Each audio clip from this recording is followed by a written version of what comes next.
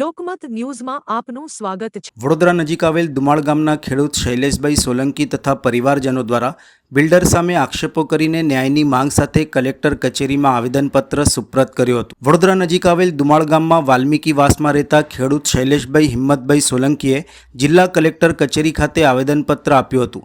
ગંભીર આક્ષેપો કરતા તેઓએ જણાવ્યું હતું કે બિલ્ડર દિલીપ પરસોત્તમ પટેલ અને રોહિત જીવરામ પટેલે શૈલેષભાઈના સ્વર્ગીય પિતા હિંમતભાઈ સોલંકીને ધાક ધમકી આપી અપહરણ કરી સર્વે નંબર 640 વાળી ખેતીની જમીનનો દસ્તાવેજ કરાવી દીધાનો આક્ષેપ કરાયો છે।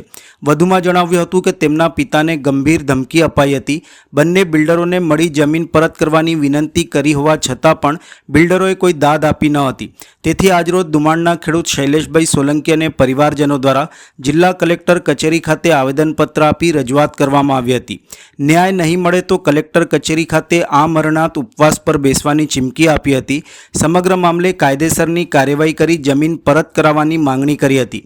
જમીન પરત નહીં કરાય તો બિલ્ડર ઓફિસ બહાર પરિવાર સાથે આત્મવિલોપનની ચીમકી પણ ઉચ્ચારાઈ હતી। 14 વર્ષ થયા છે દસ્તાવેજ થયા પછી આ રહી મારી પાસે બેંકની એન્ટ્રી સ્ટેટમેન્ટ છે કે એમાંનો એક બી રૂપિયો વ્હાઇટમાં કે બ્લેકમાં અમને મળેલ નથી। આ બિલ્ડરને અવારનવાર મળ્યા છે, છેલ્લા 14 વર્ષથી અમે મળતા આવ્યા છે પણ કોઈ જવાબ યોગ્ય આપતો નથી।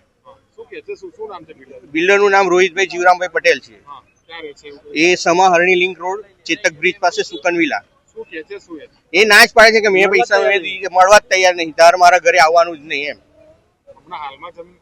હાલમાં પડે એના નામ પર છે, રોહિતભાઈ પટેલના નામ પર કબજો અમારો છે। આજે અહીંયા કલેક્ટર કચેરી આવ્યા છે, કલેક્ટર સાહેબને આવેદન આપીશું અને આજે બી યોગ્ય જવાબ નહીં મળે તો હું 21/5 ત્યાં 21/5/26 રોહિતભાઈ પટેલના ઘરની સામે આ મરણાન ઉપર પર બેસીશું। દુમાળ ગામ દુમાળમાં 46,000 સ્ક્વેર ફૂટ છે। મારું નામ શૈલેષભાઈ હિંમતભાઈ સોલંકી।